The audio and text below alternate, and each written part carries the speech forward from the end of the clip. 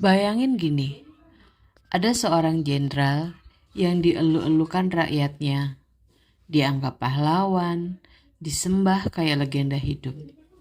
Tapi ujung-ujungnya dia malah dibunuh sama orang-orang terdekatnya sendiri. Dan ini bukan drama Netflix cuy, ini sejarah nyata. Hari ini kita bahas Julius Caesar, tokoh Romawi yang namanya nggak pernah mati dimakan waktu. Kenapa sosok sehebat itu bisa dibenci sampai ditusuk rame-rame? Dan kenapa namanya masih jadi topik pembahasan ribuan tahun kemudian? Yuk kita kulik bareng-bareng. Julius Caesar lahir tahun 100 sebelum Masehi di Roma. Saat itu, Roma lagi sibuk ekspansi dari republik kecil jadi penguasa Mediterania. Dia lahir dari keluarga bangsawan tua, gens Julia. Tapi jangan salah, keluarganya bukan yang paling tajir atau paling berpengaruh. Caesar kecil udah tumbuh di lingkungan yang penuh politik licik dan rebutan kekuasaan. Dari kecil dia belajar satu hal, di Roma cuma yang kuat yang bisa bertahan. Masuk remaja, Caesar udah kelihatan ambisi dan keberaniannya. Waktu diktator Sulla berkuasa, banyak lawan politik dibantai. Caesar diminta cerai sama istrinya karena keluarganya dianggap ancaman. Tapi Caesar ngeyel, gak mau. Nyawanya hampir melayang. Untung ada koneksi keluarga yang nyelamatin. Sulla sempat bilang, dalam anak muda ini ada banyak Caesar. Alias, dia bisa jadi ancaman besar suatu hari nanti. Dan tebakan Sulla bener banget.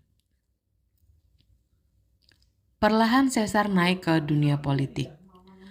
Mulai dari posisi kecil, jadi orator, pengacara, sampai sempat diculik bajak laut. Dan parahnya, Caesar malah bercandain mereka. Katanya kalau dia bebas, dia bakal balik buat nangkep bajak laut, ketawa-ketawa. Ternyata Caesar beneran balik nangkap mereka dan ngasih hukuman mati. Dari situ kelihatan jelas, dia bukan cuma cerdas, tapi juga punya mental baja. Puncak kejayaannya datang di Galia, sekarang Prancis dan Belgia. Dia bukan cuma jago perang, tapi juga jago branding. Caesar nulis catatan perang yang disebut Commentari de Bello Gallicio. Itu bukan sekedar laporan, tapi propaganda elegan biar rakyat Roma makin kagum. Dia berhasil membangun citra pahlawan tak terkalahkan. Nah, salah satu momen paling terkenal adalah ketika dia nyebrang sungai Rubicon. Aturan bilang, jenderal harus bubarin pasukan sebelum masuk Italia. Tapi Caesar cuek. Dia jalan terus sambil ngomong kalimat yang legendaris. Alea iectaes. Dadu sudah dilempar. Artinya, gak ada jalan balik. Dari situ perang saudara pecah lawan Pompeius dan Senat Roma. Hasil akhirnya, Caesar menang. Begitu masuk Roma, dia jadi orang paling berkuasa. Diktator, awalnya sementara, tapi makin lama makin absolut. Caesar bikin reformasi gede, ngatur kalender yang jadi kalender Julian. Reformasi hutang, kasih kewarganegaraan ke banyak orang, sampai proyek pengembangan kota. Tapi justru kekuasaan inilah yang bikin senator ketakutan. Mereka khawatir Caesar mau jadi raja. Dan orang Romawi paling anti sama kata raja.